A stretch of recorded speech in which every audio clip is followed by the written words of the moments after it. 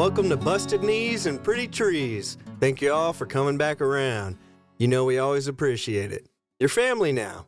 Even if this is your first step, family is always welcome. I'm not talking about corporate COG assuring me that Napa Auto Parts treats all their employees like family.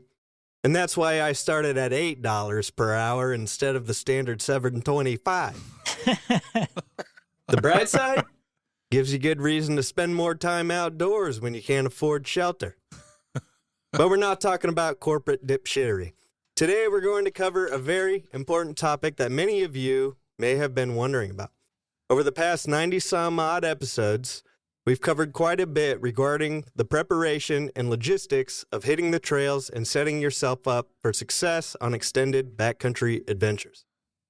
We've mostly spoke from the perspective of three uniquely handsome individuals that need little supervision. Two of us are us, Brad. Save for some forgotten eating utensils, fuel cans, or bumper dumpers. This ep, we've brought a guest who just recently went through the trials and tribulations of getting a grip of capable children in and out of the mountains. Yeah.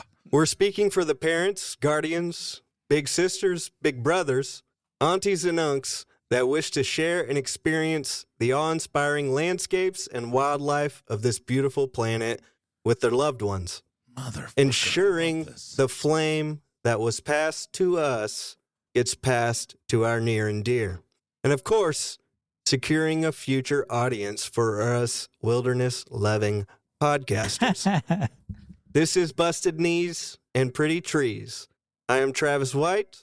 There's Bradley Greer. Hello. Right over there is Patty Richardson. Howdy.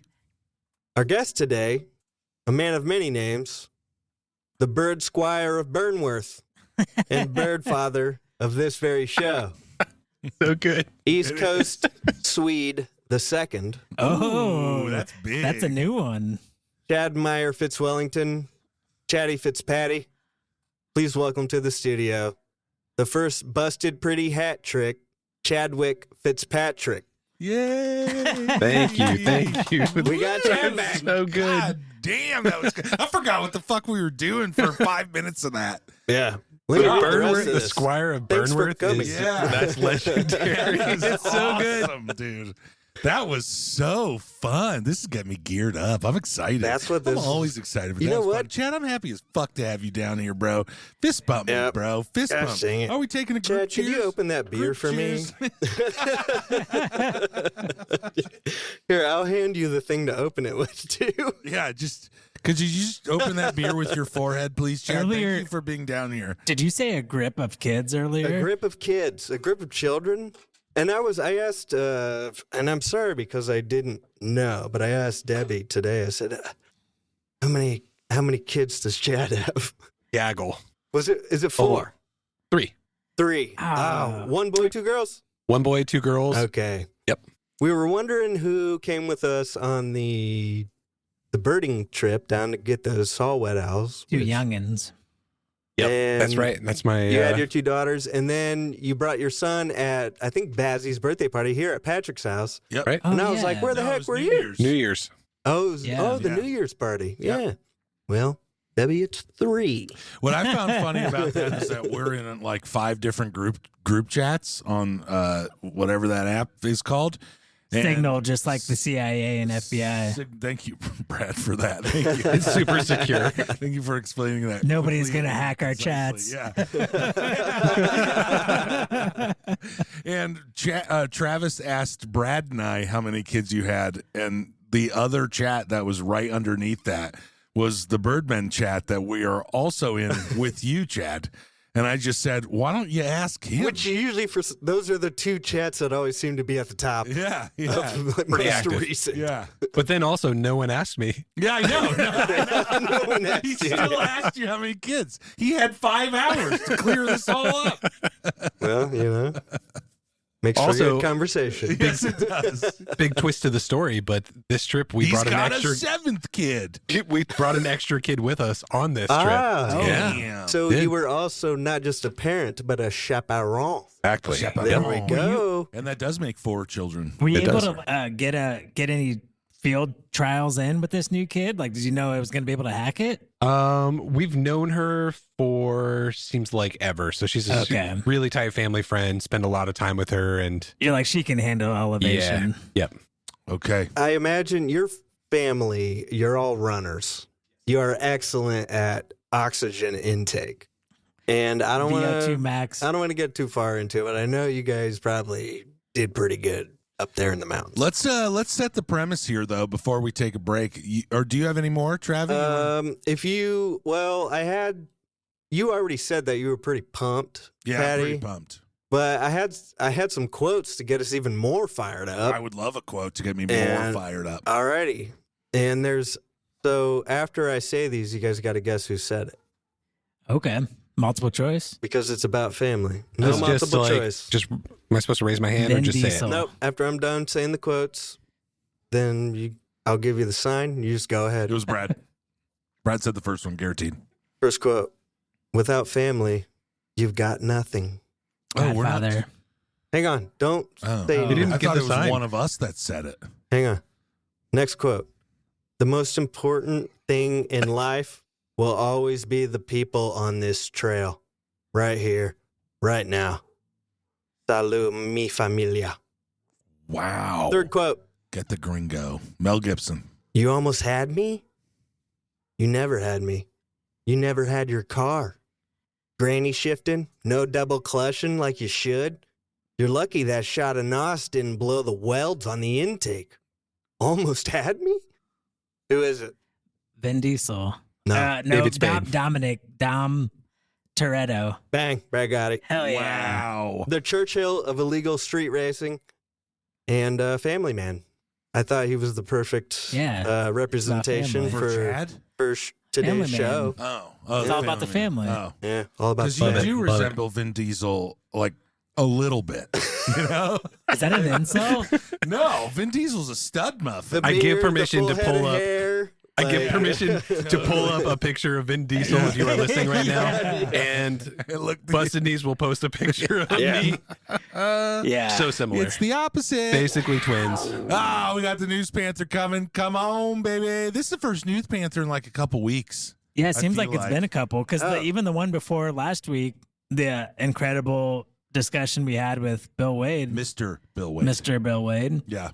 Do Rangers have rank, He's a mister. I Captain? mean, I would imagine so. Yeah. Well, he's a mister. How can we have order if there's no rank? Go ahead, Brad. Or Walt. We have the perfect story to go along with our guest tonight. Yeah, Brad told me this was going to be a positive. I promised story, Patty this today that it was going to be a good one. too. Yup. The Louisiana's whooping crane program hits all-time fledgling record Woo! for No way. their program. Louisiana? Yeah. Already feeling good. So we've talked about it a few times, whooping cranes, that is. They're one of two crane species that are native to North America, the sandhill cranes being the other, and they are an endangered species. They're also, the fun fact is, they're the tallest North American bird species. Whoa. Do you know that? How tall? Anywhere between 4'1" and 5'3". That's a tall ass Like bird. there was big a bird. photo I saw And with, very specific. Yeah. well, you got averages. Yeah, you do. Would it have been better if I said, 4 foot to 5 foot? That'd make Yeah. more sense that in would be probably inaccurate. my neighborhood. It would probably comprehend a little Uh, easier. This is science, though. But there was pictures where they had a sandhill crane in front of a whooping crane, and it is like they're way bigger than sandhill Where are cranes. whooping cranes at? Louisiana. We'll get That was into that a stupid little question. bit. We just discussed that. Okay, keep going. They do travel though. Well, They're but not just there's- in Louisiana. Yeah, yeah. yeah. And also to go with that, Travis, here you go. Their wingspan is between like 6.5, 7.5 feet. Ew. That's a big. Wow. That's taller than Patty. Is that about a bald eagle? I think so. Bigger. Yeah, I think it is bigger. God dog. Hot dog. They're all white and they have a red crown, and the red crown is very cool looking, distinct. is. Like sandhill cranes have a red crown, but the whooping cranes, it's a lot more red. Yeah. And a long, dark, pointed bill with black wingtips that are visible during flight. I've never seen one. Man, you are painting a picture. I don't have No. one. You don't have one? I was at one point it was down. There was down to just like 40 left. Damn it, like that's Chad. it. Wow. You're cutting into my news story here. You're breaking sorry, the guys. breaking news. delete that out. Wow. Well, yeah, we'll get into the groups that there are too a little bit. But yeah, so like Chad was saying, they were down to 21 in the wild and 2 captive ones. That was in Holy 1941. shit. They were one of the first animals to be listed when the Endangered Species Act was When that passed. number start climbing? Is that in the wild, the 22? Oh, you said 2 captive. 21 in the wild, 2 captive. When that number start climbing? Because Chad was using the low numbers as an excuse to not have it on his life list, unless he was birded in 1941. Well, wait, once we That's much of an excuse, Chad. Can't find them whooping cranes. I can't ever find one. once we get into their now numbers, that'll make sense. Okay. Hold on. High low though. How many do you think that there are right now? Now? Knowing that. 1,500. 1,500 yours? That's my guess. Wow, that was really fast, and now I'm on tilt, dude. I'll go 750. Oof. Wait, I thought you were going to... Nope, I'm not going to outdo you. I'm Okay. going, nope, 750. I mean, have a rough idea. You think in 60 years plus, we've only recovered from 21 to 750? I don't know what the recovery process looks like. Yeah, how many eggs difficult are is. in each nest? And how many times do they lay eggs a year, Brad? As if- That could be substantial. As if Travis saw my notes, Chad. which I'm like 95% sure he didn't. They have a 22 to 30 plus year lifespan and lay on average 1 to 2 eggs per year. Wow. That's it. That seems very low. It seems like Yeah. Considerably low than the fucking sparrows yeah. that are living. Your There are guts. more now. Are you questioning? Well, and they your- probably lay 2 per year. 2 per Are year, you plus questioning probably your 4 to 5 eggs 1,500? per. Yeah. So, yep. Every year. I don't know what to do. keep going. I want to know this number. Okay, yeah. So as of 2025, do I have a drum roll? Oh, Brad, I'm sorry. I didn't. Yeah. key in. No, I have a rim shot and no drum roll. As of Just play 20, anything. there are just over 830 whooping cranes in the wild. Dude, so, 830. That wasn't such a bad one. Thank you Nice. for the fist Actually, bump. Wait, so that's why Chad hasn't seen one yet. There's still only 830. That's also why I guess super low, because Yeah. I think if you're getting to the thousands, you're looking at a pretty decently sized migration Yeah. to be able to say, okay, I know where to go find one if I want one. So That's still so low. 1,000? I mean, it is Spread low. over- I'm not. You're like 830? 8, Yeah. did you say 830 or 850? 830. That was 2025. And the news I'll get to here in a second, I promise. Hold on. Can I ask a question? Yeah. 1941, there was 21 plus 2 in captive. Was that number like logged because that's when they started looking at conservation? I think so, yeah. Okay. They had the Endangered Species Act was like 73, I think. Mm-hmm. But they had they already knew like grizzly bears were in trouble. Like they already knew things were happening that they needed to start paying attention to. Were the whooping crane hunted for food or feather? Yeah, and their big one was also a habitat loss. Oh, okay. Yeah. Okay, And keep they're a going. sensitive species because they only have that 1 to 2 eggs per year. Yeah. Right. Like that's it. So Yeah. And that's like that's a big impact. and I think Big it's like impact. mostly 1 egg per year. What? And if it's like if shit's going real good, then they have 2. and you said their lifespan is 22 22 years. to 30, yeah. That seems long. But they also don't always nest every year. So like if I didn't see if they have lifetime mates or not. I think they do, but I don't. There some of the stories I was reading, it was like this couple didn't nest last year. This year they did. 2 years ago they did, but then 1 year they didn't. do they have to have like really nice conditions? Yeah, I think they have to be specific prospering. conditions? Yeah, and it is like marshy land is where they normally stay. Are they down like in the Louisiana?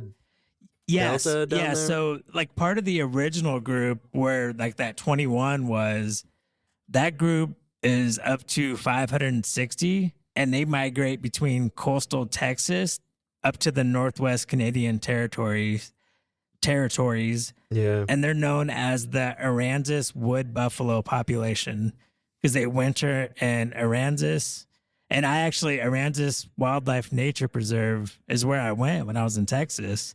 Corpus Christi area. They have a huge, man, it's like 50, 60 feet tall platform that you can go up to the top of, and it overlooks the whole marshy coastline. Whoa. And that's where they, like, if you're there the right time of year, there's 560 of them out there. Yeah. And they kind of move around that area too, though, because my brother's seen them in a few places. But dude, the way you said that kind of put a thought in my head. Like, to be able to stand on that platform and you're saying essentially you're looking at an entire species of animal. Yeah. Everything that's left. Yeah. That's a pretty wild thought. This place was Jurassic Park stuff right there. It is. And this thing was specifically built like for people to see whooping cranes. I feel like that would just make me feel sad. So how protected is that area? It's pretty beautiful though. I mean, it's a that's national, the question. Still wild. It's a national wildlife preserve, so that's pretty protected for now. Yeah. What's the length? So they just migrate between, like, on the coast there? No, Northwest Canada to. Oh, so they go all the way up there. Yeah, they go to Wood Buffalo, Canada, I think, and it's just this specific population, the 560 out of the 830. Okay. Do they lay their eggs in Canada? And then they fly back south for the winter. Okay. Yeah. That's what they do here, right?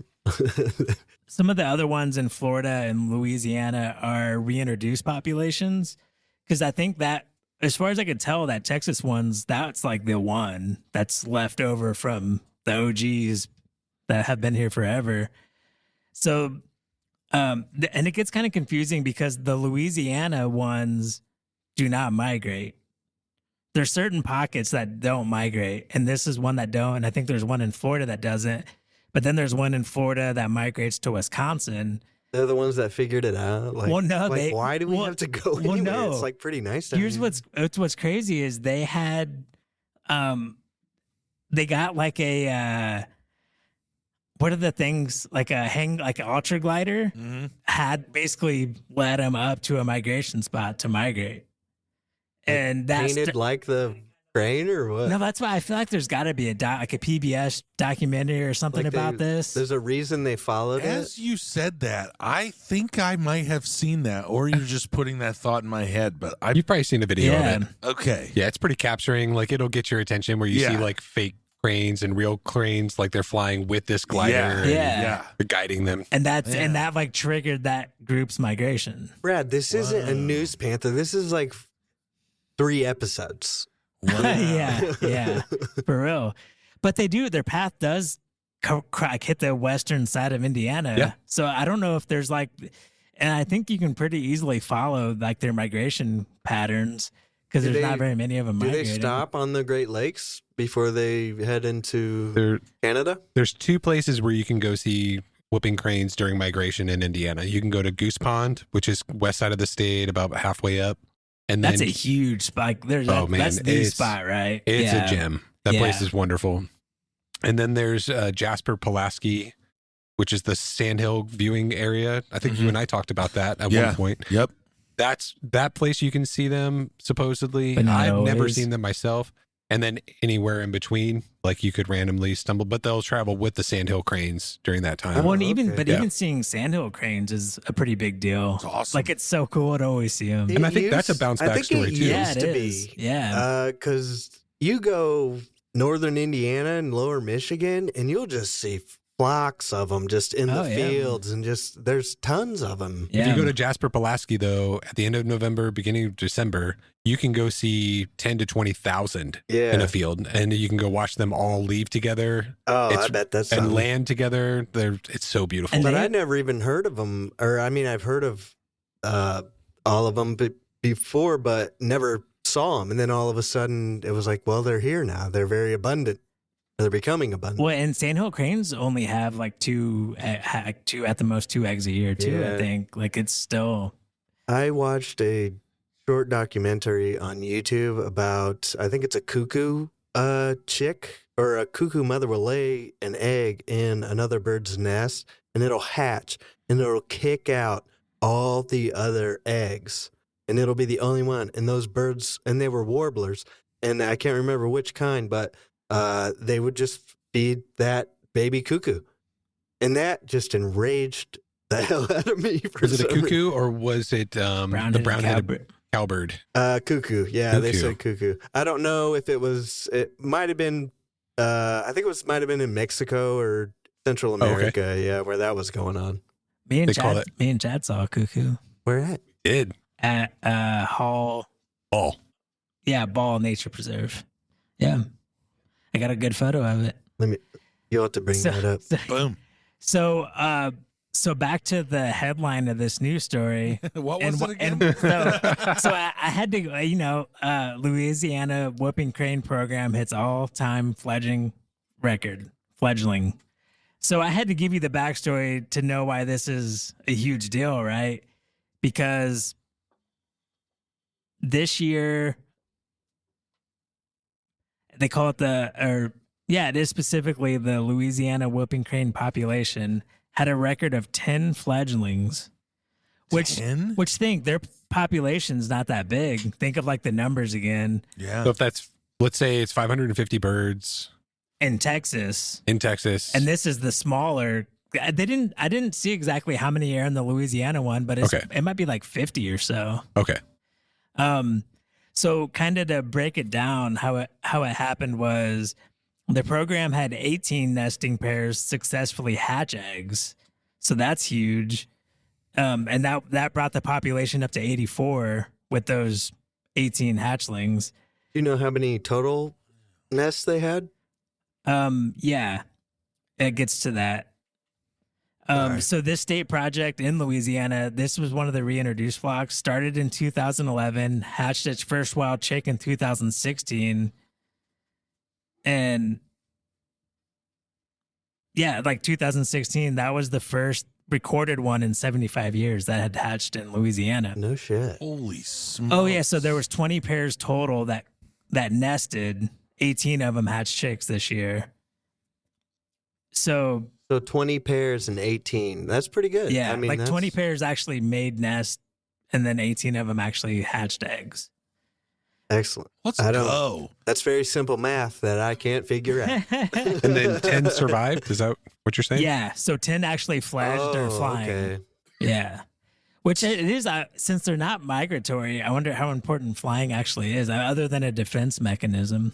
Do they know like what the demise of, or why the other fledglings didn't? I mean, I wouldn't even imagine that's not fly? a crazy. Just predatory stuff. Probably. I didn't Just get into natural? that. Like most of the stories were short and sweet, but Are they ground nesters?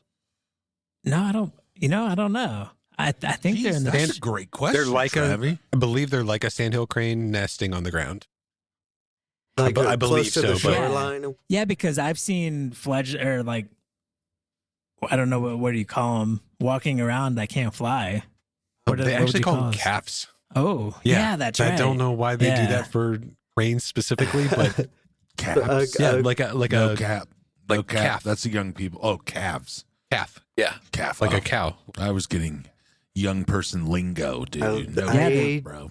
Yeah, I they love. nest I on the don't know ground. why, but I love like eccentric, like group names or whatever. Like Oh yeah. ravens or I don't know if it's ravens or crows, like a murder of crows or Yeah. something like that. Just That is interesting, but we still have a news panther. 'Cause Yeah. we want to get to Chad, and we Yeah. have dinner rezos. yeah, we got dinner. God damn. Yeah. So It'd be a long episode here. Yeah, Feeling we're about to have to call off the rezos for a whooping crane news panther. but that's pretty much it. I mean, they God, I want to see a 10 whooping 10 crane so bad right 10 now. fledglings. So do I. Yeah. 10 fledglings. And I wonder if, since this is like a not migratory flock, if you know where they're at, and if you can go when you're in Louisiana, you can go find them. Damn, if that's the case, is that kind of cheating? I don't They're think wild- so. they're wild Going to birds. That pond. What, like trout fishing out of a trout farm or something like that? Yeah, you know, They're not captive. that's true. If They're you still see- doing whooping crane things. If you see a bison in Yellowstone, are you seeing a wild bison? are you? Are you? Are you? I mean, There's that shit's no- like literally I- fenced off. I There's do no fence. think about that. If you climb a There's no 50-foot fence. There's no fence. platform to see whooping cranes? Does that count? I don't want to know. That's Yes. not something. We don't need to get into that. Let's not do it. Is Yeah. that the end of the News Panther? Rip that roar. That's the wrong roar. There we go. All right, dude. Chad, I'm so excited to fucking talk. happy you're here. You went all the way out Chad's west. You went all the way out west with your family. Plus one. And I'm psyched about that. And it's one of the things, like Travi alluded to in his intro, that we have not really discussed yet is how do these, 35 to 44-year-old men, which is seemingly our target audience, go outside 25 to Guilty. 35. with some of your family and have a great time. And I'm looking forward to kind of getting into that. And also your experiences in the Grand Tetons and the Rocky Mountain National Park. That's right. Plus Damn. Yellowstone. Well, I say you kick that music on and let's take a break and let's get into it with old Chad Fitzpatrick and all those other nicknames. With Travi had for you. the hat trick. Chad Fitzpaddy. Chad Fitzpaddy, dude. That's what I'm talking about. Love it. All right, let's go. Chaddy Fitzpaddy. Chadwick Fitzpatrick. Chaddy Fitzpaddy. Yeah.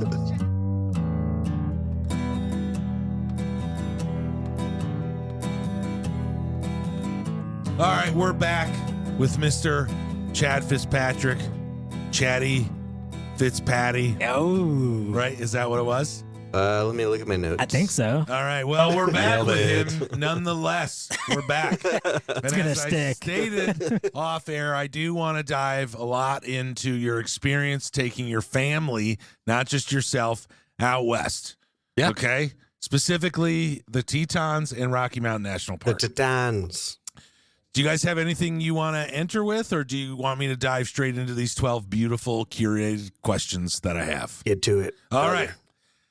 I'm interested taking a family, 4 kids. How did you end up deciding going out west? So we haven't done this trip out west for quite a while. Yeah. My oldest is 17 right now. The last time we did a trip like this, he was 6, and my 13-year-old turned 1 on that same trip. Whoa. We Okay. drove all the way out to Yosemite over 3 weeks and camped. And he's a senior this year, and we looked at it. We looked at our schedules, and we said, like, we need to get this time in while we can right now. Absolutely need to. And it's been so long since we've been on a trip like this that we need to go do another big trip. And it actually started with, Was this trip inspired by the last trip? well, it actually started with my son going on a trip to the Grand Canyon and Death Valley in February of this year. Oh, Early February, a school trip, actually, which is pretty cool that our school does something like this. They camped. Is that Manchester? Yeah. no shit. Manchester High School? Yep. His physics trip went out to the Grand Canyon and Death Valley for a little bit over a week, and they camped. Shit. And it's a pretty amazing trip. We Physics. were lucky to get them to take us to Oak Park Lanes for an afternoon. That's amazing. I figured you'd go to a lab, but not. That's more geology department. Well, I guess everything's physics. Astrology. If you're a physicist, you can talk about anything, and it's related to physics in some way. So we were That's how they cheapskate the shit. How dare they? we were planning a big trip but we didn't really have a destination. We were like, should we just go spend 2 weeks in Utah, or like should we go to like Maine where we've never been before? And my son goes to this trip and comes back and says very boldly, I'm going on this trip to the Tetons with my friend, and I can't wait to go do this. And as parents, we look at it like, we love that you are excited about that. Hold up. But let's also, realize that you haven't done that before. It's a 1,500-mile drive, never backpack camped before. I'm not shutting it down, but instead, let's practice and teach you how to do these things that I want you to do on your own independently in the future, but maybe not right now. Plus, Yeah, also, 'cause- I want to go out west. So then selfish. you guys as parents interjected yourself and said, We did. We'll take you. We did. And Hell yeah. And we said, you've never driven 1,500 miles before. There's kind of like, we could add up all of these reasons just to like have a conversation about why it's not no, but it's not maybe exactly like you want it to be. Yeah, Right. yeah. And then we started designing a trip, and researching all the gear to make it successful and comfortable and make sure that everybody's going to be, I mean, the comfort thing is a real thing. We're traveling with, my kids range from, I've got a 9-year-old, at the time of the trip, my daughter turned 13 on the trip, and then 17-year-old and his 17-year-old friend that ended up coming with us on the trip. So jumping shits. yeah, it's a big spread. Yeah. And, you know, They have an Econo van, or what are they called? Jeep. dude, we Cherokee, packed into baby. a Jeep Cherokee that seats 6, and we had 6 in there. Oh, dang. That's the way to That do thing's it. intense. Took that old topper, dude. Yeah, Well, and they yes. drove. There's no flying. They took the trip. No, Yeah. you can't fly for a trip like this. In my opinion, like, yes, you can, but I don't think you realize just how, I don't know, there's something about perceiving the distance between here and there Yeah, and seeing everything change between here and there that just makes the trip. I agree. I agree. I agree with you. I think I crossed over the Mississippi to go to Hot Springs in St. Louis, but I'd say, I don't know, 8 years ago, I finally took a road trip with my Navy buddy Aaron out to Oklahoma City. And once you get past, you know, the Mississippi and St. Louis, it's just so vast, and it is something that you have to see. And it's incredible to think, like, everything that went on in American history, you know, in that stance. And there's just, it really is something I think everybody should see. Like, you think it's desolate here, you're like, oh, we don't have trees. Right, and then you go out there, yeah. it's like, oh, they actually don't. Yeah. There's no trees. There's nothing, and it's flat. There's no hills. There's nothing to hide behind. Great Plains Nation, baby. Yeah. How did you, just packing wise, like, you know, remember that you're a 40-something-year-old father, and I'm curious to let you talk with the other 40-year-old fathers. Yeah. How did you kind of go about packing all that gear, planning for the gear, the trip, all that stuff? So I started with what are our necessities first, and we car camped on this trip. We weren't backpacking, so we were able to pack everything into our vehicle. And, you know, the first 3 nights that we were at our campsites, we actually had to switch campsites each night. Oh, man. Which meant, you know, we had to tear down, we had to pack up for the entire day and get an early start, go. So I really started with, okay, what are the stressors going to be in this trip? And the stressors are going to be if anyone's cold, wet, hungry. So we covered those things first. Nice. And looked up what's the average temperature? Brace at the night. suck right off the bat. Yeah. And minimize it, because, you know, my 9-year-old is, if she's not having fun, nobody else is going to have any fun at all. Right. So, I mean, that is a big deal. Kind of, if you can get them comfortable and enjoying it and feeling great out there, then that is going to set your trip up for success. and so, I mean, I started researching gear like crazy. It's like, what are we going to need to be comfortable camping at that elevation, at that temperature? So it's, you know, what are the temperatures going to be at night? It could be anywhere there from like 40s to even low 30s. So we need to get the right insulated value of sleeping pads to start off.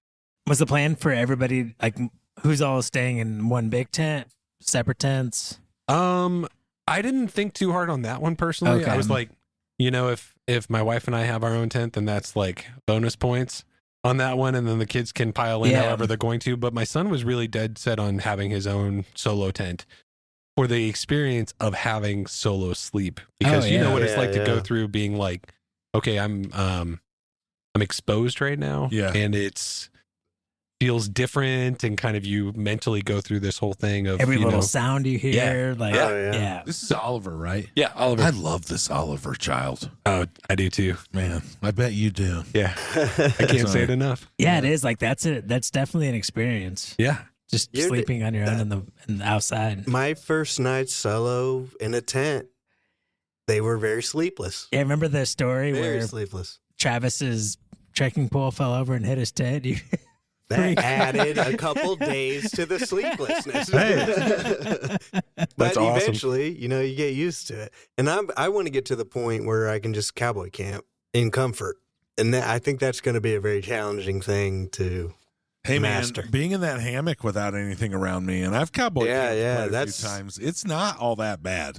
Once you get in that sleepy state, baby, there ain't nothing taking me out of it. You know what's interesting? We stayed at a campground that said no hammocks. Really? Like you can't attach to any trees. I could see that. I gotta say that there's often times that I'm afraid of that. That's why that's why I take a tent most often wherever I'm going, because it's just I don't know. It was the first I'd heard of it. I understand, but we did start with that, and I mean, luckily I've got these friends here that I can lean on for recommendations and start asking lots of questions. So we figured out what kind of R value sleeping pads do we need to be comfortable? What kind of sleeping bags do we need to be comfortable? We already had a large tent that we just planned on. All you kids are going to sleep in this, and then I ended up finding a 2-person tent for us to sleep in, and then we brought a single also for the campsites that we could actually have 3 tents. Yep, which was only a couple of them. And then we started planning. All right, how's our food going to work? We're gonna go max 4 days before getting groceries and starting to plan the logistics of, okay, how much volume of food does 4 days look like for 6 people? It's actually a lot of food. For sure. A lot of snacks. And we practiced some of that stuff. We bought some things that we'd never bought before and tried it out that way. And then, of course, when we get there, we don't follow any of those necessary guidelines. But we same when you're backpacking. That's true. I feel like a lot of it is just trial and error. You got to figure out, because everybody's different and everybody's going to need to find their groove, even when you're in a big group of people. Yeah, I think the ticket is kind of just remembering what you did and did not like from the last time and trying to make those improvements. Right. Yeah. Yep. And then you'll find something again, and then you'll make another improvement and that kind of stuff. So you drove all the way from Indiana. 1,500 miles from our house to first campsite. Rocky Mountains is first, or the Teats? We went to the Tetons first, and the first part of the trip, we stayed on the north range of the Teton National Park. Yeah. At a campground called Lizard Creek Campground. Oh, I've heard of that, yeah. Oh. And I got to tell you, I loved that campground. It was 15 to 20 minutes away from the south entrance of Yellowstone. Let's go. Okay. Oh, now I'm getting the vibe of where it's at. Yeah. Okay. I think it was just a little bit north of where we stayed. Right. And I haven't shown Montana? these guys. No, this is Wyoming. So it's the south part of, so it's almost like mid Wyoming, because the whole northwest is Yellowstone. Yeah. So it's like right at that south entrance to get into it. Yes. And that campsite was full of trees, super private. Every single campsite was very private. And then it's right on Lake Jackson. Yeah. And the kids could go swim there. Oh yeah. I mean, like we didn't even see other people. It was the most private camping we had the whole trip. Was right there. We loved it. Freaking awesome. But we had to get single nights each night we were there, which was a bummer because just to get permits, just to be able to book them. And we had, I tried to balance a fair bit of like planning, but not over planning. So it's like having a basic list of things that I would love to see, and then we're going to knock off as much as we can and do things when they're convenient or we're close to it. So the first day we chose to do our biggest hike of the Tetons. Oh man. Right? Like go big. Yeah. Go big first. Take a break afterwards. And for sure. Yeah. What was I it? could see that would be a big accomplishment, and then you can just. What was the big trip? Well, the biggest, the kind of peak. Was that it? Which paintbrush? It wasn't paintbrush. Okay. It wasn't paintbrush. The first one that we had on our list that we wanted to do so bad was the Delta Lake Trail. Okay. And that is an alpine lake. It's up at about 9,500 feet of elevation, up above tree line. I think All Trails marks it as a strenuous hike. Right. If not even whatever's more than strenuous. But I don't think there was any trail in the Tetons that wasn't. Yeah, there's and it it's hard does to go determine straight up. Strenuous. Yeah, it does. It's like, yep, right there. yeah. Strenuous for who? Yeah, I agree. That's cool, though. I don't know. Good question. So you did this? You did this trail? So the first day we get up and we decided, yeah, we're going to do this one, this Delta Lake. Let's get this one off of the list. Like no matter what this week, we need to hit up Delta Lake. So let's do it first. And I have a wide variety. I mean, my son is a super athlete. He's a cross country runner that's 17 years old. He's you all are just peak, freaks. male fitness. That guy is. And then I have a 9-year-old who is not that exact same form. She's wonderful. She's in her own form, but we have a pretty widespread. Our friend that came with us is also a cross country runner, and my middle child's also a runner. My wife's a runner and yoga instructor. And I run as much as I can. So like we're pretty fit, but my wild card is my 9-year-old who doesn't run. Yeah.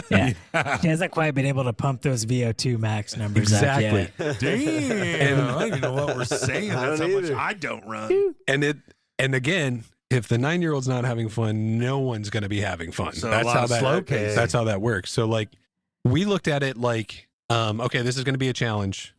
We've watched a video about this hike. We know what the view is going to be like at the end. You've got a picture in your mind of what you're going to get after all of this effort.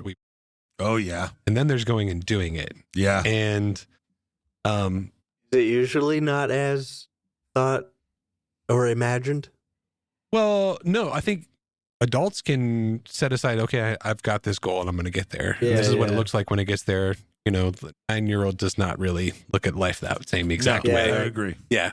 So it's like, you got to keep that person motivated. And, but we looked at it like, this is what we're doing today.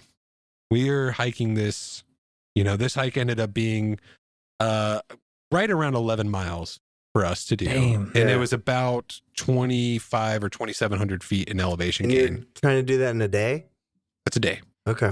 That's a lot. which means that's we're a getting lot. up, we're packing down camp, packing it into our car after making breakfast. You're doing work before and yeah. after. And then we're going to the hike, too. trailhead and we got to get there early so that we can get a place to park and then go do the thing, So Was it the Delta Lake Trail, or did you go up like the amphitheater? it's Lake the Trail. amphitheater lake trail Okay. that goes off of Maintain Trail to Delta Lake. This thing looks like there's more switchbacks on this than Yeah. I don't have. Hurricane Pass. Yeah, I don't have we a should pun for have this. something for that by now. I'm sorry to keep butting in if I am, but Love it. I'm curious because I did have a question written down as to I assume that if you guys forgot the 9-year-old at home, Kevin McAllister, her, and you guys are out there. It took me a second. That's a Home Alone reference. That's a I Home got you, I Alone got you. reference. We know. All right, good. And you guys are out there. Your trail pace is a normal, quick, let's get up, let's get down trail pace. But I imagine that having that 9-year-old there, what's her name? So I don't keep Eliza. calling her that night. Eliza. Having Eliza there is Instead of Kevin McAllister. yeah. How do you find that changed your pace enough to kind of experience the park a little different? Yeah. Yeah. 100%. And I mean, she worked her hardest to just, not slow us down. Like she didn't want to do that. Right. She Right. definitely didn't. And She was in. yeah, she was in. We talked about it. We are like, this is what a day is going to look like. And we have all day to do this hard Do thing, you which think is get that up there. that's because I'm an unk now, and the boys are starting to get older, and they're youngin'. But I want to get them out and do the, we all get our packs on, we get ready, and I was always like, how do I prepare them for what's about to happen? Like we're gonna get a little sweaty. I mean, we're not gonna go 12 miles. I just want to take them like a hike around my parents' Yeah, property. in we're woods, talking but- about making like a little backpacking trail through his parents' Yeah. woods and shit, and then camping in the back. But do you find that preparing them right off the bat, like this is gonna be tough? Yeah. And you're gonna be able to do it. We just gotta keep on going. Made it fun for her. We got her a backpack that's got a camel pack in it so she could carry her own water. And basically we made it small so that she could only carry, like she couldn't bring too much and weigh herself down. Yeah. So we're trying to set her up for success, but it's also she's it's she's a big, donkey. You just put all your yeah. But it's at the same time, it's a big thing to ask a 9-year-old to, It is. go all the way that high up. And my biggest fear, actually, the only thing I couldn't prepare for is how is she going to handle elevation, because I have no idea. Like She's oxygen. Yes. Yeah. And We didn't know either. I have no idea. You have no idea until you go experience it. And I didn't know from my, our friend that came with us too, but I knew that it was worth trying out. So now at the same time, I got with a physical trainer about 3 months before going on this trip. And I said, look, I'm going on this trip and there's a chance I might have to carry my 9-year-old on these hikes. Oh, yeah. So give me those exercises to get ready to go. Look at that Stairmaster, Brian. He gave me a workout plan that was wicked. I followed it, and I never had to carry her. Do you think you could have done it, though?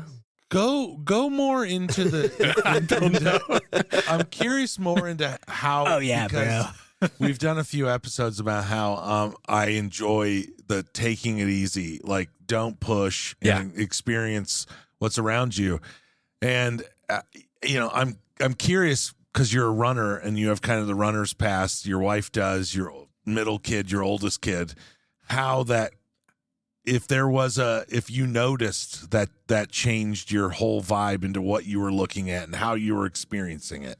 So I'm lucky. I mean, what slows me down is the fact that I love birding. Yeah. So yeah. I kind of have this very kind of I like get it. balanced thing where Touche. I'm not trying to hustle to get through it because I've got a lot of things to look at. Yeah. And then I can hustle and catch up with everybody. Yes. Now, what's funny, though, is my son's not into birding. He does not give any craps about birding whatsoever. Really? Oliver? Well, he just dropped Yeah. down on my list. Yeah. But, Yeah. and this trip was funny because, especially this hike, specifically, because this was something we both had on our list that we wanted to do. We knew it was going to be a challenge, and we knew it was like going to set the tone for everything that's going to happen for the next 2 weeks. We're going hiking. We're doing this. We're going to do hard things. It's going to suck, and we're going to get through it. Yeah. And you're going to be proud of yourself. And you're going to be proud of yourself. And like, if you look at this trail, like there are exactly 6 switchbacks before you turn off of the amphitheater trail and go up to Delta Lake. Yeah. Which is funny because at the beginning of the hike, I said there's exactly 6 switchbacks. You need to take a right. If we get separated, it's 6, take a right, and then go. And because I knew, Oliver's more fit, Rachel's more So fit. you even developed Yeah. emergency plans. Well, I knew that they were more fit, and I was going to hang back and make sure that my 9-year-old was successful in this trip. Okay. And And bird. land and bird. Yeah, let's be real. Okay. And bird. Which I'll I take did, the 9-year-old. I'll take the 9-year-old. which I did pick up some birds on this exact I hike. imagine you did. I did. You and your wife, Leanne, were deliberating. Okay, which age range are we going with? And Chad just immediately, 9-year-old. I'm with the 9-year-old. Well, and also bring Leanne- my bins and my cam. Leanne is, she's such a wonderful mother that she just hangs back naturally and just like, oh, let's curiously look at this thing Yeah, and let's yeah. slow down and zoom in on this little Yeah. thing. And she, I think that's All of what that. that's what you slow need. and, like, not Yeah. slow in a bad way, but like no, she's just slow, so supportive. Because- supportive, yeah. It even gets boring for adults to just, lumber along step after step after No, hey, I'm step. constantly thinking about Friends, dude. I got to look around and see what's 4,600 steps till I get to watch episode 2 of Oh, Friends. you meant that, Friends? Yeah, that Friends, dude. No, you're wa- It's a long running gag these two turds have with me. Was there a specific moment? Go ahead, keep going. I was going to say, so a funny thing that happened, about those 6 switchbacks is my son was losing patience with how slow we were walking. Oh, no. Because again, freaking gladiator up there, just golden in the sun, looking great and not affected by the elevation gain or anything. He could be running. He's this. like singing opera songs. Yeah, Yeah. no, he could be running this. Full-throated. Literally. So he just, little Heracles out he just there. takes off. And all of a sudden I can't see him anymore. And Oh, it's like, no. all right, well, that's what Oliver's doing. He's either upset or he's going to figure it out. Need some space, whatever. Yeah. And it was hilarious because we're following the plan, 6 switchbacks, take a right. See a marmot, very cool. First marmot of the entire trip. Oh, I yeah. love the marmots. Oh, I think, God. I think that's my what we favorite. saw. I just found out 2 days ago that we saw marmots in the Yeah. Tetons. I watched a Chocolate- documentary on them and I chocolate was marmots. They're fascinated. so stunning. They were cool, dude. They got the life. I agree. Did they- Sitting up were in they the looking- little rocks, man? Yeah. just hanging Little out. holes. And they and sleep they're for 8 looking up months at out of you? the year. That's how. 8 months? 8 months they sleep. I'm not sure if I'd vibe with that, but man, that Mm, seems I guess if good. you're watching Friends for 8 months. Well, hell, we got them those 4 other months. So yeah. Well, when I nice. hear you say 6 switchbacks, I automatically think like, oh, it's probably like 12. Because that's how things happen for me when I say there's only 6 That's true. switchbacks. How do you 6, count? 10, How do 12, you even 14. count switchbacks? You count to the corner, 1, I think. just 2, 1, 3. 2? 4. It's not No, each It's switchback. not There's a like single a switchback. boom, boom, 1. Yeah. No. Boom, boom, No. 1. No, But this is a good no. point that you need to define Yeah. clearly what Yeah. These are. It's very That's scientific. what of you. Maybe Brad I didn't needs do to that. define what a mile Define is. it. Yeah. If we could get Brad to define a mile, it'd be wonderful. Well, It's measurable. You thought that would have been done already. tell So- your story. okay, Chad. so- Chad. So Oliver takes off and, kind of goes ahead, and Rachel hangs with us, and we're taking our time. And then I saw a greater sage grouse, and that was fucking cool. Oh, wow. I showed you. I did.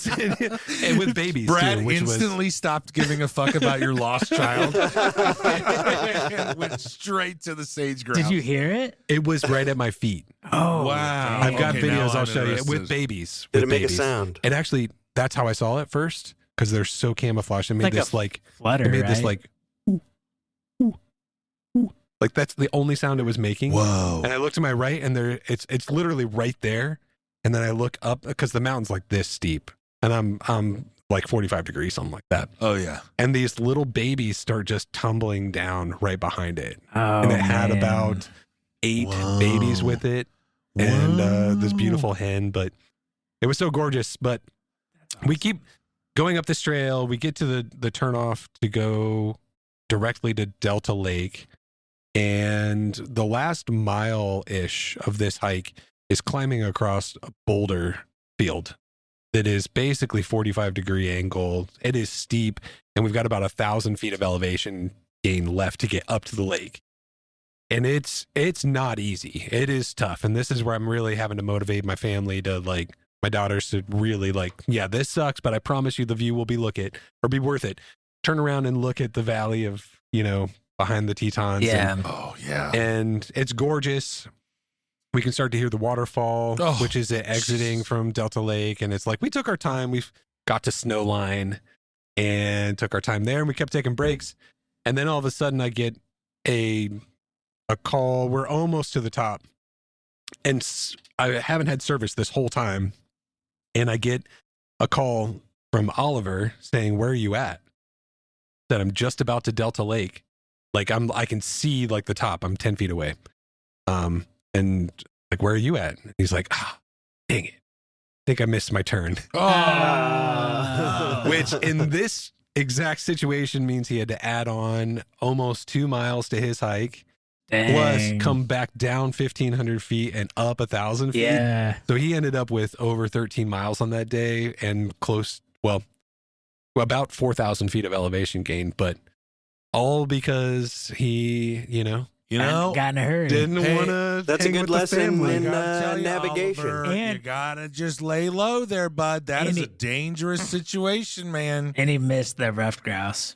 And he missed the rough grouse. And he On missed the top of rough that. grouse. Yeah. But thankfully, here's the thing, though. It's Not I didn't exactly have service. the point, Brad, but I get where you're coming from. But I didn't have service this whole time. And this is one of those, we just lucked out. He got service and I got service at the exact same time that he could call. And I said, I'm at Delta Lake. yeah, that's extremely dangerous. And then dude. he said that. He's like, I'm not there. And then it cut out. And I was like, well, what am I supposed to do? Am I supposed to drop back down? And I just said, he's going to figure it out. He's going to meet me here. He knows I'm at Delta Lake. Yeah. I need to stay at Delta Lake. And he ended up coming down and then And the climbing up. trails are pretty well marked in the They are. Tetons, so yeah. And it's not like it's empty with people. There are people Yeah, everywhere. yeah. right. But we hung out. We waited until he got up there, and then we let him rest for a bit and hung out up at Delta Lake, and just this stunning view because you're right at the base of Grand Teton. And I really want to show you a picture right now if I can. Yeah, I know please. that the podcasters can't. Please do. We're the podcasters that the people our listening. social media specialist true. will ask you after the show to get that picture, and he'll get it online. Okay. Let's do that. Yes, I will. Or yes, they will. He will. She will. We're close to the top here. Here's the view of the valley. Wow. And again, people who are listening, wow. I'm sorry. We'll post it on our socials. Is that a recent boulder field, or is that and then just existing? pass that around. That's the view. Golly, dude, that's stunning. It's really crazy to see. I took my descent down Death Valley on that trail. Brad and Patrick took a different one, and you took a different one. But on mine, like there was a section of it where you could see the mountain had collapsed, you know, and just covered everything. And it was just, and they had to find a way through it. And I mean, the size of these boulders, it's absolutely insane. I couldn't imagine being on that trail when that section of mountain decided it was going to corrode. Would definitely make your butthole pucker right there. Oh, yeah. Sure. This Now, was in between where you came out and where we came out too. So I wonder if it might have been the same. Now, if you zoom in on this picture, this is really pretty cool, but there's a guy swimming. That guy did the same thing I tried to do and never did. He swam way out into the middle of it. Dang. He was And out there. He's way out. When you zoom out, he's like here in the middle of it. You know how And cold that probably is? Cold. I saw- Very cold. I hiked around when Oliver got up there, and I saw this guy sitting at the edge of the water, just shivering. And this was like an hour later Yeah. plus, and he was not damn. well. No. Oh, And I yeah. asked him, I was like, "Dude, you okay?" And he said he was getting better, but not great. And this I was is like, in- you swam way too out. This way is too far. July. Yeah, I mean, this Well, is a glacier. Like Like, glacial lakes, glacial- though. That's how high that, like, don't be confused. Like, the altitude is very high. It's very cold. Yeah. And Was there a specific moment when you and your family thought, this is why we came here? Was there like 20 mean- years from now, you're sitting back telling their kids the story? Was there a moment when you guys as a family were kind of like, oh, this is the moment we're going to remember? I think honestly, being up there at that spot with that view, Yeah. and I mean, that was incredible. That was just a tone setter for the whole trip. Start of it right there. Yeah, I can definitely understand that, because 20 years from now, when I'm sitting around with my family talking about our Tetons trip, I'm going to remember Brad and I up at Schoolhouse Glacier and just seeing, like, the views were not me, amazing. though. It was, Well, that's I won't well, be part of the memory. well, you're part of the memory, but that I get it. The views up there are absolutely stunning. But also Yeah. being at camp, just cleaning up dinner and joking and having a fire, and like, the hikes are worth it and they're exhausting and the views are amazing, but it's just about the time spent away from distractions and away from day to day everything. Like, nobody's got to work, nobody has any responsibilities It's a except enjoy. natural state of mind that is so hard to come by. Did you find out there with the 4 chitlins that being out there for so long, camping away from our usual distractions, that was that a game to play, or was there enough nature and awe-inspiring stuff that they were just enthralled by being out there? Or I think it was mostly the latter there, where they were just enthralled by it. I mean, we went to bed before the sun set. We were going to bed at 8:30, 9 o'clock. Your bodies Mountain demanded time. it. Yeah, we hiked. It was 30 miles at the Tetons Yeah. as a family +1. With the wide range, like, and every single time we went for a hike, we're starting at 6,500 feet and going up to 9,500 feet and then back down. So, I mean, this is tolling on us for sure. And we would go, I mean, my son still had to do his workouts every day on top of that. Oh So it's my like, God. we were eating crazy, we're sleeping crazy, but but we weren't staying up super late having big campfires. Like, we were exhausted, so they weren't up scrolling or looking to connect to that kind of stuff, and they didn't have service anyways. Well, that's the thing is like I always have like this ambition when you get to camp, like I'm gonna do this, gonna do that. It's gonna be like this romantic thing. You get to camp and you're just like, I'm tired as hell. I'm gonna set up this tent, go to sleep. So with these camps, are these like the biggest? I think of those parks as like bigger parks. Like their infrastructure is a lot bigger, and their campsites are like ones I've never been to. So like, what surprised you most about the campsite? Like, was there anything where you weren't expecting, or that was a benefit? So the first one, Lizard Creek, was just super private. And I mean, these were minimalist, no electricity, no nothing. Yeah. There was potable water that we could get. So that was nice. They have a fire ring or anything for you? Yep. And a bear box. And that's it. Okay, nice. Yep. That's a bear box. It seems like the ones out there are like they have way more tent only sites where there's no RVs. Like it's a tent only loop or something, and there's no RVs anywhere. Actually, another interesting thing they add is actually a no generator loop. Yeah. So or they have loops that are generators, and you hear people, and they're, unfortunately, I feel like way too generous on, like, you can run a generator from 6 a.m. to 10 p.m. That's insane to me. Yeah. So I'm there from, midnight to midnight to just hear nature. Nothing not a else generator. running. Why is there a motor running? But that's what's nice about these places is that they normally have areas that are like you can't have generators. They're tent only. That's good. And since we were tent camping, that meant we got those spots away from the generators. There was only 1 or 2 times where we had to be annoyed that somebody had a generator going that we could hear in the distance. Oh, yeah. But otherwise, I mean, this first campground was so private. I loved it. I wish we could have just stayed in the same site full nights. Yeah. That would have taken the stress off of our family for those first couple of days. Where that first hike just kicked our butts, and I know I'm being super wordy on this story, but we've only gotten up to the lake at this point. We're not even through the rest of it. Yeah.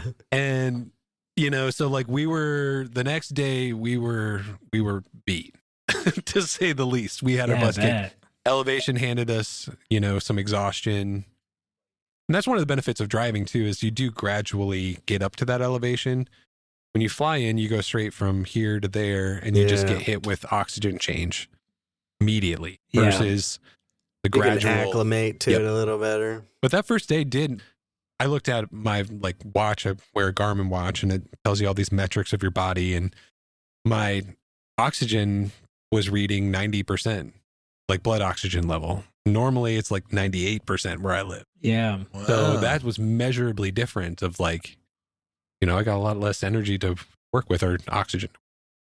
And you did the right thing where it's go up elevation and then down and sleep down below. Yeah. Yeah. And that helps your body acclimate really quick. What's the elevation of the Tetons at base? So the valley is 6,000-ish? like 6 to 6,500, right really? around there. Yep. And that's 8,000's the line where you can start getting altitude sickness and And stuff. this went up to 9,500, this hike. So when you got up there, it was colder, and it was windier, and it was, measurably different. Super cool. Yeah, it is so fucking awesome. We I loved also it. I put my feet in the water, and it took hurt so bad. dude. the Skyline, the rocket ship, up to altitude when we got there. It was the putting your feet in the water though, man. Brad good. would take little baths with his little rag and stuff, but I put my feet in, and when your dogs are barking, put your feet in that water for 5 minutes. If shut you 'em up. can, it'll shut them dogs right up. You're ready to walk for a minute. You after won't that, feel a dude. thing. No, it's awesome. I was going to say go ahead. on this, so we still had the trip down, and I've made this joke a couple times with a few people of in the Tetons we hiked 30 miles, and Rockies we hiked just shy of 30 miles out there, and I'm sorry, just shy of 40 miles in the Tetons, just shy of 30, and everybody, I mean, every single person hiked every single mile. I never had to carry my daughter once. She hiked every single one of those, and she only cried for 2 of the miles. Oh, okay. And the That's 2 awesome. miles were on the way down on that hike. And those are the same 2 miles I cry on. Yeah. She was miserable. Me too. She This was is when I start getting a little bitchy. Yeah, my knees are just People, man. jacked. Yep, she was over it. She was done. She had hiked at that point, we'll just say 8 miles, and like there were still 2 miles left, and we didn't accurately know how many more miles there were back to the car, but I hear you. had to go to the bathroom. Brad Didn't want to definitely do it in the woods, basically ran the 2 miles down. I ran with her I wanted her to be safe, and it's like, so she was an absolute rock star on that first hike. Yeah. But the last 2 miles were a struggle bus for her. Oh, yeah. And we got through it. That seems okay. That's absolutely okay. That the suck comes at some point.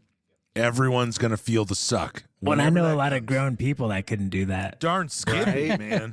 Now that I think about it that way, Brad, yeah, she's a rock star. She's absolutely, and I mean, she went through and experienced that, and then still went out on every single other hike that we went on. That is awesome. But- she was ready for more. But also, this isn't our first trip like this. Right. We do hike often. We do Right. kind of set that tone, and Yeah. So they kind of have a little bit of what might be going on here. a little Yeah. bit. But it's just different when we can't practice elevation change No. where we live. There is none. Yeah. But that's the thing. That's what we're That's trying to get true. folks to do is get out there. You got to That's learn true. how to love it. You got to What's- learn how to love it. We only have a little bit of time left because we do have a dinner rezo.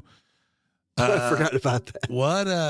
What surprised you the most about? Let's just stick with the Tetons because it seems like we're talking most about the Tetons this episode. If we get you back on 2 more times, then that means you can get your 5 timers jacket. I hope. What surprised you most about this park?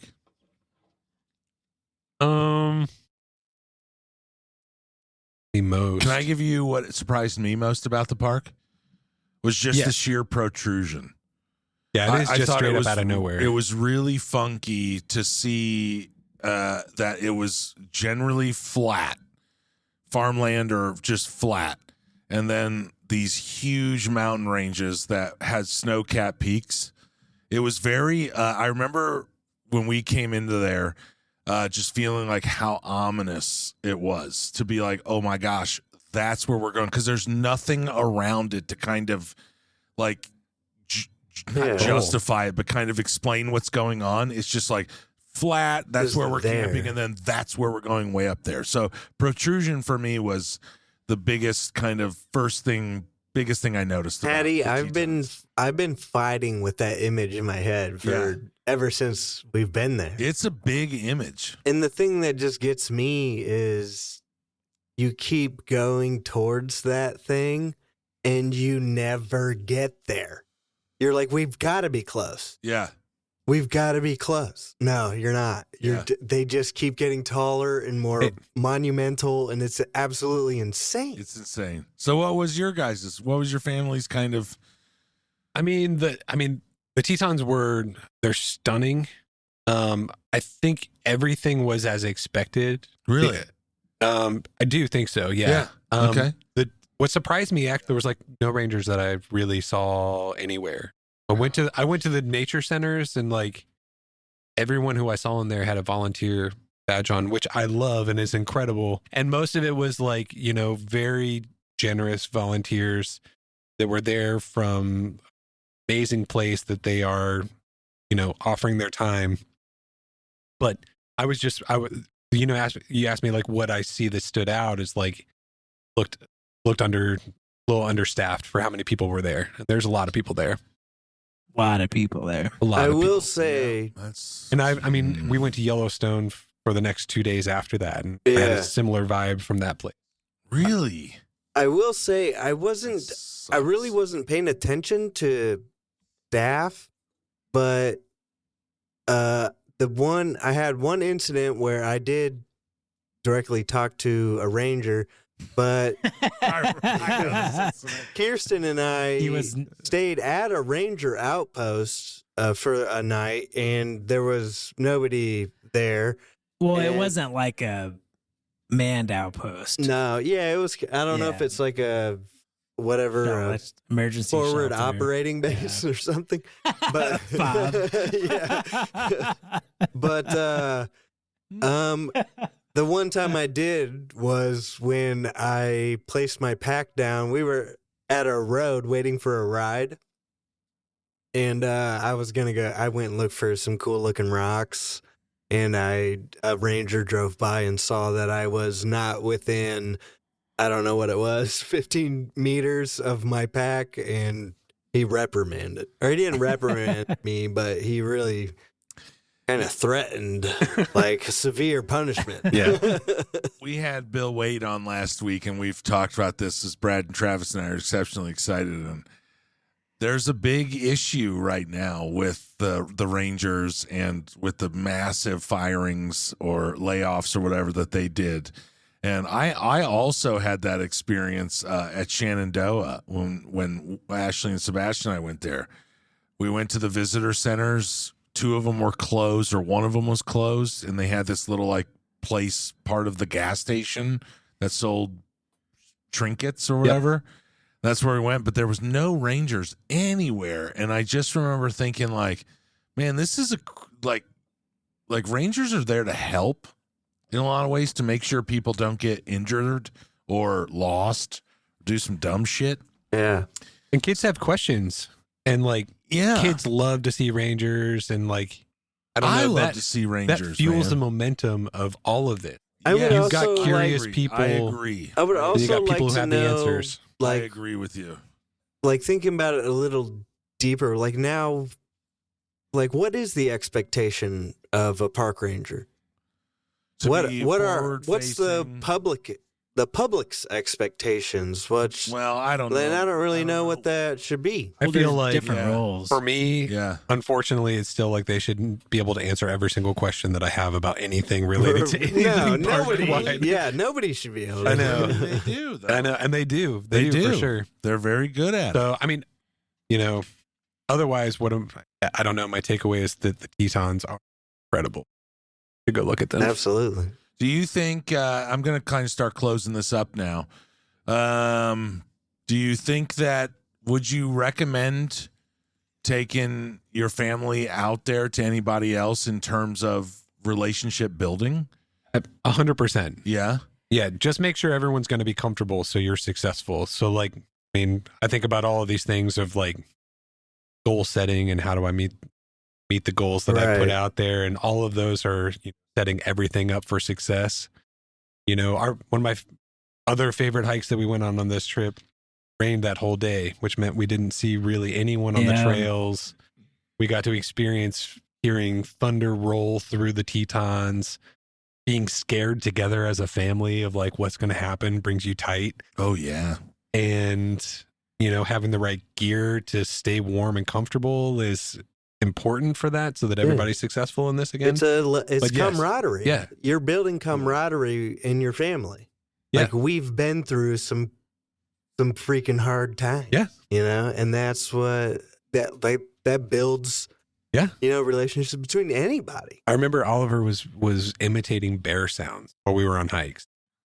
Right? Something you're not supposed to do, by the way. Oh, Patrick does that when he's sleeping. Yeah, for 8 hours. I remember he's making this sound That's and so funny, and I hate it.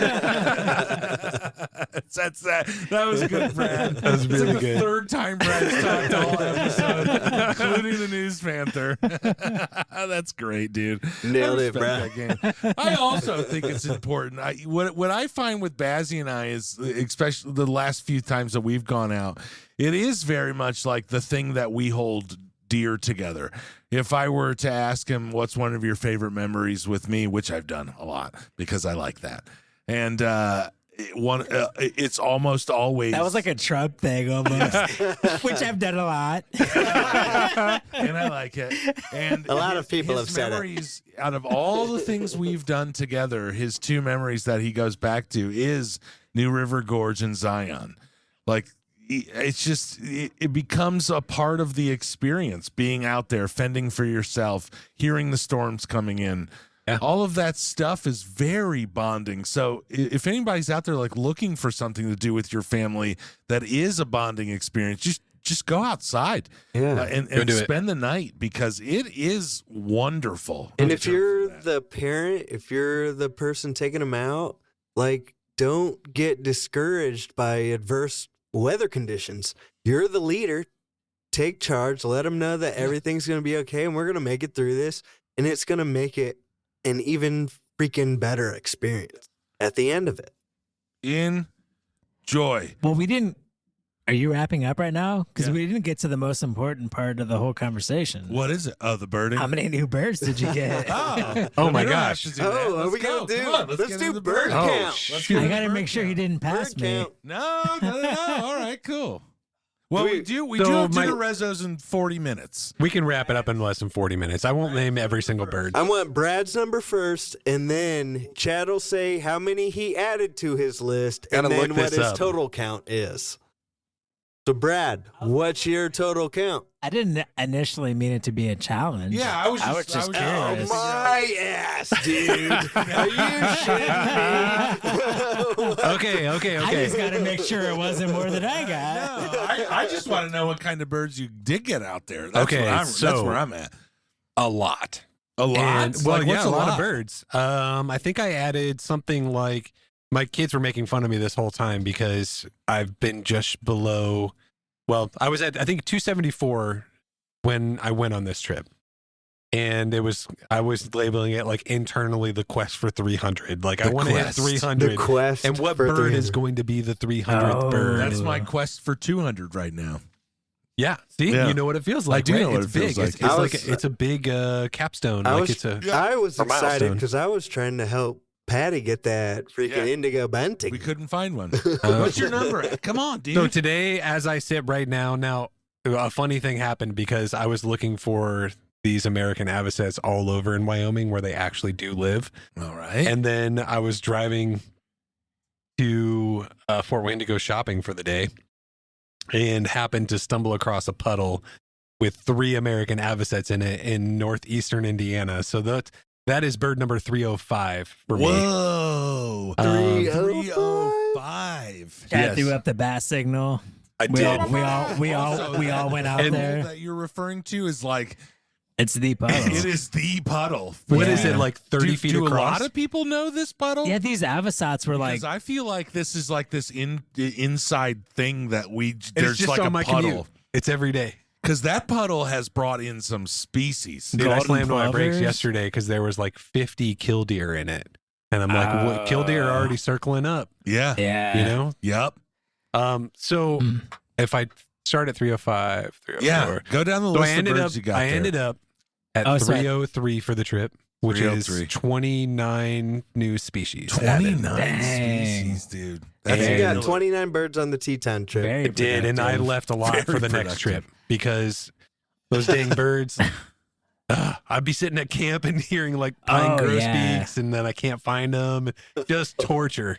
There was an evening grosbeaks in Michigan. Yeah. We heard all night. Yeah. And then in the morning we were putting our kayaks in the water and Patty's like, oh, there's one right there in the creek Yeah. bathing. And it was just like 10 feet away from Yeah. us. Like, Yeah.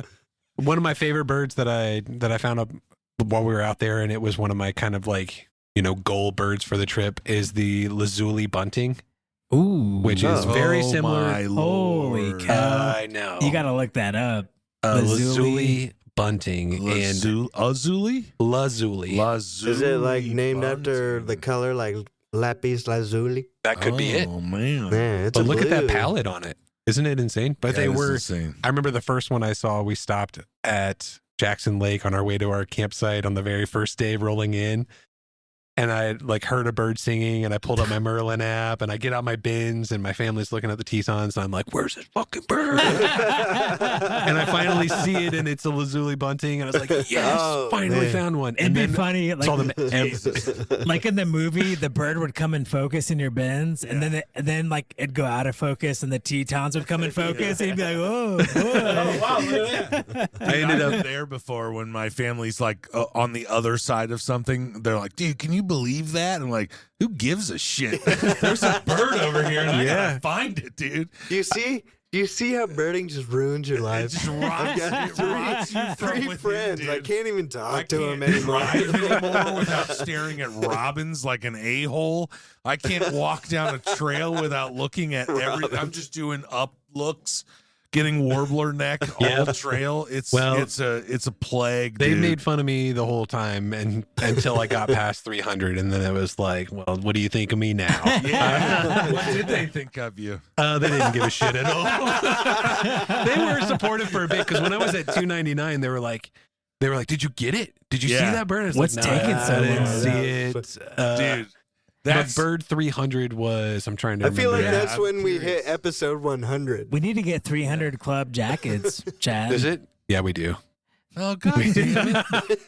I love that. You guys suck. All right, hold on. What? 5, 4, 3. Well, those are like tank tops. Fanny packs?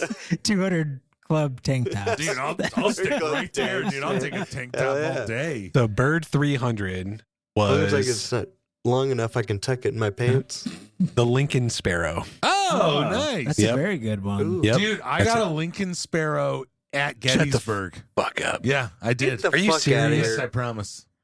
Yes. Patty, I always thought thought it you were was an cool as honest fuck. man. Sometimes I don't know. Nuh-uh, it's on my life list thing. Well, I guess it's off there now. It actually doesn't count. Well, because I Okay. deleted my life list at the beginning of this year because I thought that would be fun, and I was hammered. That's your. I do remember see that. what your punk attitude gets you, dude. Yeah, I don't have I remember- any of the birds I went out east for. I got none of them other than Charleston. I this remember year. I remember that night. I remember you telling me about that, and then I remember saying how it resets every year and you can just look at each year. Yeah, I remember that You too. don't have to You don't delete have it. to delete it. And you look at me and said I you're was like, so bummed when I looked at it. I was mixing a margarita and I was like, wait, what? are you fucking kidding me? Like 20 minutes after I did this shit, because I did Hours that. of work. I did that at like 11 o'clock on December. And 31st. it was, and you like brute forced it too. I did. You had dude, to 'cause that's delete a pain in the everyone. butt, dude. Like some But you did unwanted it. browser Well, history. you have to go through every single eBird list to delete the things from. I wonder if From Merlin Merlin. took it as like he was like, oh nope, I couldn't verify it. I had to uncheck it. I'm the most honest Yeah. dude ever. Yeah. you just ruined the data. That I just song ruined the Sparrow. data. I don't think that was. Whatever, lied. whatever. I I ended lied. at 111, and right now I'm at 197 for the year. So I'm feeling And pretty you're gonna good, hit dude. 200 this year for sure. Damn, Easy. Patty, you're at 147. Yeah, well, because my big plan is this at the end of in the fall, Texas Rio Grande Valley Birding Festival goes on in the fall. And I've already talked with the old wifey, and she said, yeah, you can definitely go. Chadwick's might come with Nerd. me. Holy moly. Yeah. When is this? I don't know. Don't the tell Brad specific because time I'm right now. looking to beat What him. county? I by would love, there. I would No, love. no, What Brad. county are you I gonna be feel in like so it's- Brad can? I feel like it's I by, mean, I can Google it. Yeah, I feel like it's by where you were. And I do have a brother that lives in Yeah, South yeah. Texas. I think it's like the same place. It's just this is the Yeah. festival. Yeah, I bet it is. I Yeah, could it was see down you there. It was guys far just south. Yeah, It's blasting very off. far Yeah. south. Yeah, But it's apparently almost. it's a fantastic. They have like 490 recorded. Oh yeah, uh, and Hawkwatch. and hawk. Yeah, a lot of their Yeah. birds are. So you can potentially see more birds than any of you have on your life list. You could. Well, yeah. I But mean, I was like, there in September of last year, Yeah, The- so I yeah. probably got a lot of the Really? ones that they would see. Oh. except for you were there 2 months before the birding festival, Except which when- is the November. Brad, what's your Oh. count? Yeah, right now? it's November something. 311. Yeah, So What are you close. at? 305. 305. and I'm going 311? and- That's so freaking close. and come Wednesday, I'm going to Yeah. North Carolina and then Charleston for a week. So oh my god. I picked up like 30 birds while I was down there. yeah, I may have some good ones. Let's get the fuck out of here. We have dinner rezos, and I was so happy to have you back in the stewed. Pump the 311. Chad, thank you very much for coming down. That's 3 times, Love it. y'all. Love it. One more time, and then another time after that, and we got him 5-timer. Thank you very 5-timer, much, you get a... Thank you. Appreciate you telling some stories about taking the family outdoors. Let's go eat some dinner at Brother Sean's restaurant. Patty's ready to get us out Love of here. it. Chad, you can get a 5-timer patch on your 300 Club jacket. Are you serious right now? Oh, dude, I'm making it happen. You said a jean jacket. It's gonna happen. I'll get a fucking 300 timer. This jacket, one's gonna dude. be like one of the satin, like. Wait, do we also like get a 100 90s? and a 200? No, we got No. a 100 fanny pack, a 200 tank top, All right. and a 300 thingamabobber. Thanks for listening, everybody. Keep right. on sauntering. Yeah. See ya. I'll get to 300. I got to 300.